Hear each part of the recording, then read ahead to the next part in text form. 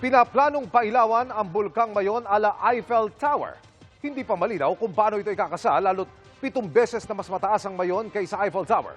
Ayon mismo sa nag-anunsyo ng proyekto na si Ako Bicol Party List Representative Elizalde Co.